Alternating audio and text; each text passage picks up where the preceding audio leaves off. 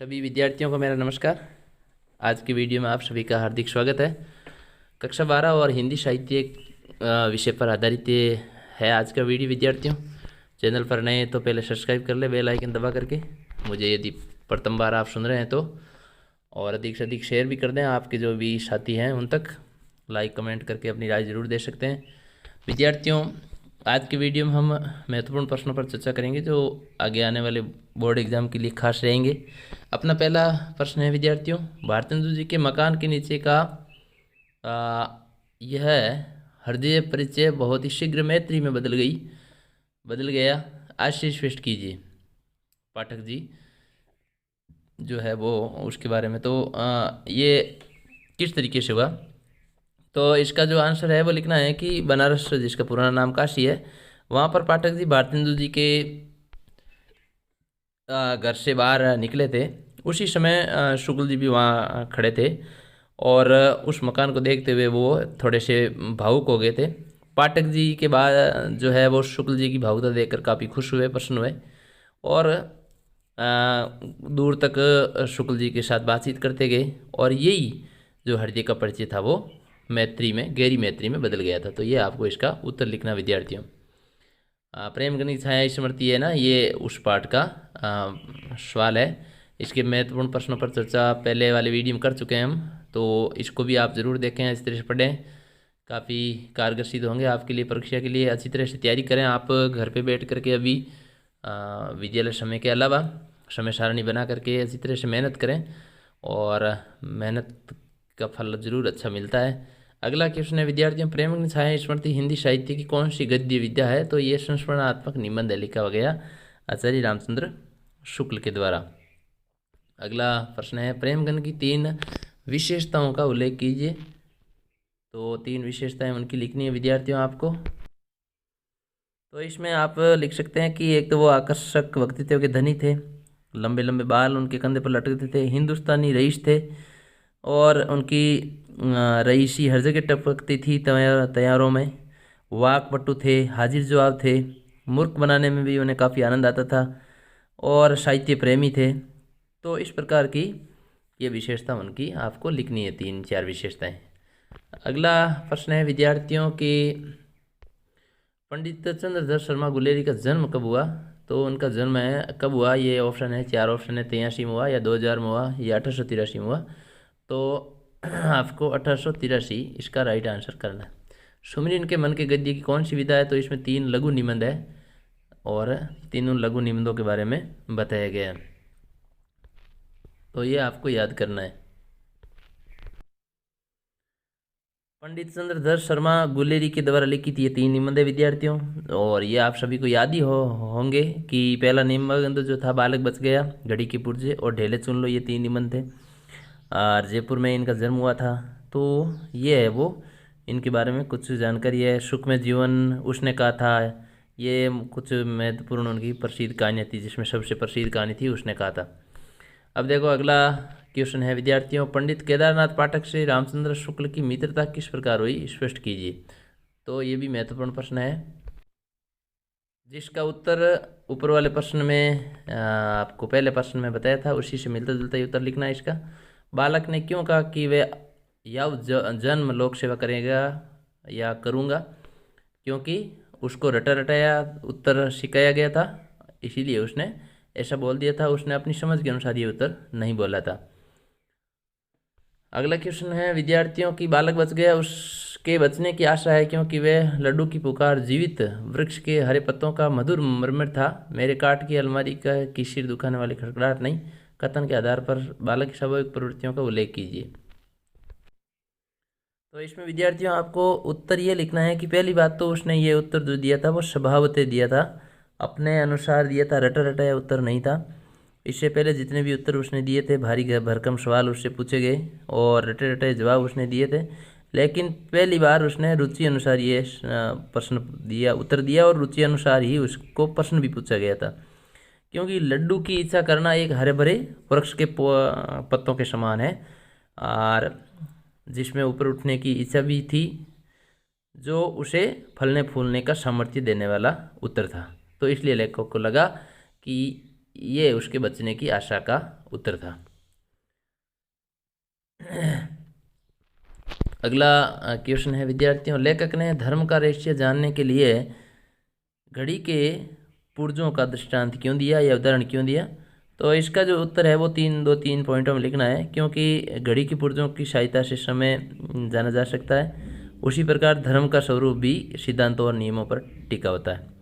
फिर आप लिख सकते हैं कि घड़ी से आपके ऊपर दिखाई देने वाली जो उसकी सुइयाँ हैं वो समय ज्ञात करने का प्रयोजन बताती है।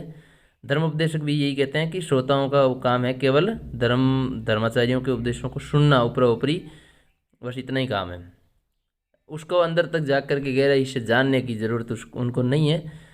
बंद। और अगला पॉइंट आप लिख सकते हैं कि खराब घड़ी बिना पुर्जे दे के ठीक नहीं हो सकती, कोई उद्देश्य पूरा नहीं होता है। उसी प्रकार धर्म का स्वरूप हम जब तक भली प्रकार से जानते नहीं हैं तब तक वो उसका उचित लाभ हमें प्राप्त नहीं होता है। इसलिए कवि ने दृष्टांत दे करके जो है वो धर्म के रहस्यों को बताया। अनाड़ी के हाथ में चाहे घड़ी मत दो, पर जो घड़ी साज का परीक्षा पास करके आया उससे तो देखने दो। इसका अर्थ क्या है? इसका अर्थ यह है कि जो जिस चीज़ की जानने की रुचि रखता है, समझ रखता है, उसको हक है कि वो पूरे उसके बारे में है वो गहराई से जाने और समझे। हाँ, जिसको कुछ नहीं आता है उसे भले ही आप मत बताओ, लेकिन जो जानना चाहता है उसको जानने का हक है।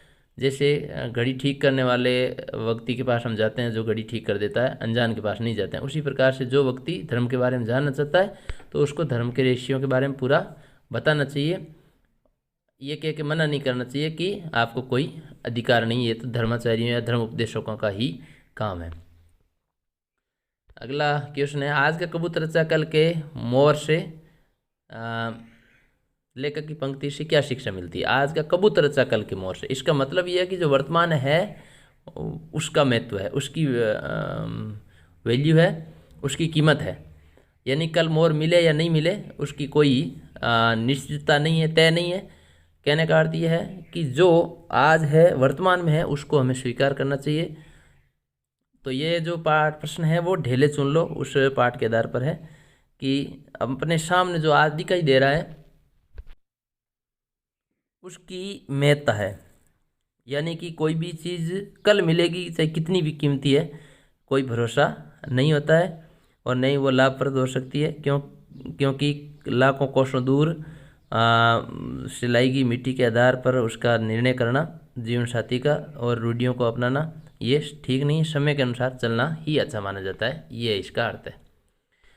अगला प्रश्न है, ढेले चुन लो कहानी का मूल प्रतिपाद्य क्या है? तो इसका मूल प्रतिपाद्य आपको यह लिखना है कि अंधविश्वासों और रूढ़ियों को अपना करके हमें अपने जीवन साथी का चुनाव नहीं करना चाहिए। उसकी योग्यताओं के आधार पर है वो उसे चुनना चाहिए।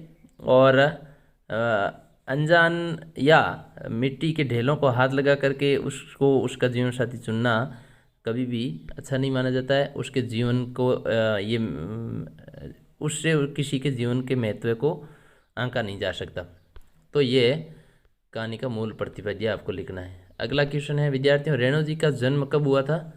तो इसमें 21 में हुआ था, 42 में, 21 में, 1821 में या 1922 में? तो 1921 में आपको लिखना है फणीश्वरनाथ रेणु का जन्म।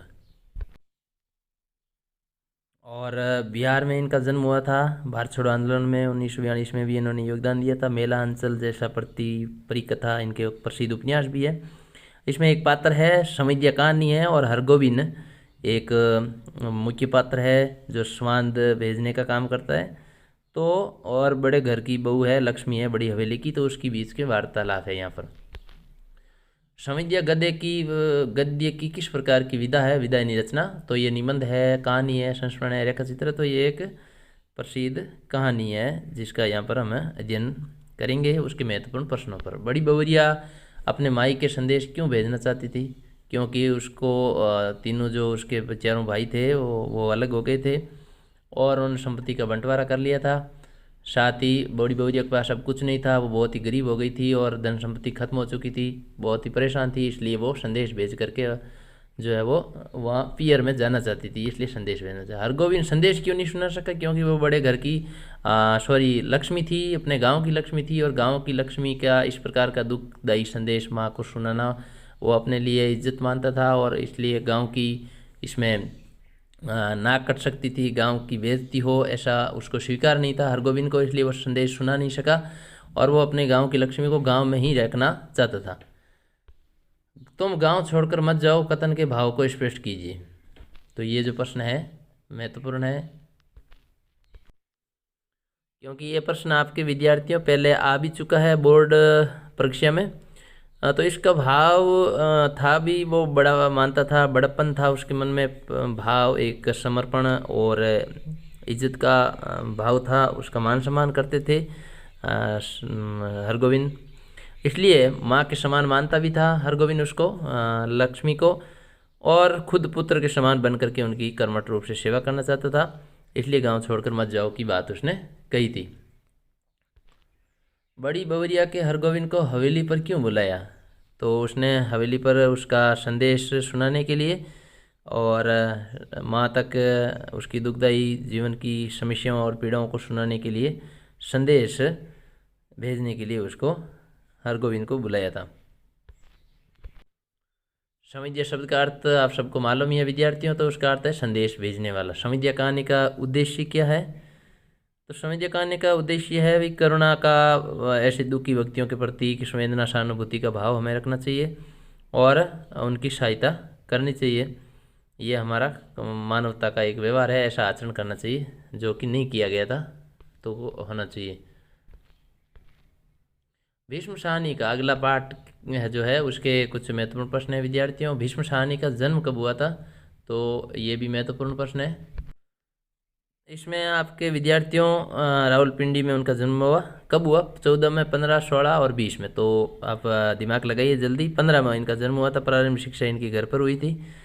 अपने यहाँ पर गांधी, नेहरू और यासेर अराफात की संस्मरणात्मक आत्मकथा का अंश एक संकलित है, जो है वो दिया गया है पाठ्य पुस्तक में। किताब को आप इस तरह से पढ़ें जिसमें गांधी जी के बारे में चर्चा है पहले, और गांधी जी के भाई बलराम साहनी 1938 के आसपास सेवाग्राम की घटना यहाँ पर बताई गई है, प्रार्थना वगैरह, गांधी जी का व्यक्तित्व। फिर नेहरू जी की कश्मीर की यात्रा के बारे में बताया गया है विद्यार्थियों।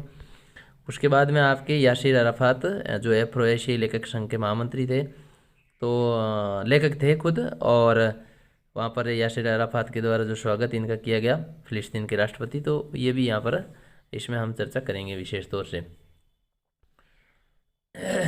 गांधी, नेहरू और यासिर अराफात पाठ के अध्यय साहित्य की कौन सी विधा का प्रकार है? तो ये आत्मकथा का अंश मैंने पहले ही बता दिया था, बाकी इस नहीं है। अगला क्वेश्चन है इसका वीडियो का आज का अंतिम प्रश्न, असगर वजह का जन्म कब और कहाँ हुआ था? तो इस प्रश्न का उत्तर आप कमेंट में लिख करके बताएं। 1943 में हुआ, 42 में, 41 में या 43 में। विद्यार्थियों क्वेश्चन मेरे हिसाब से मैंने काफ़ी अच्छी तरह से बनाए हैं, फिर भी आप पूरी किताब को पढ़ें अच्छी तरह से और अच्छे अंक प्राप्त करें, ऐसी मैं आपके लिए शुभाशीष देता हूँ। मिलते हैं अगले एक और वीडियो के साथ, तब तक के लिए जय हिंद, जय भारत। थैंक यू विद्यार्थियों।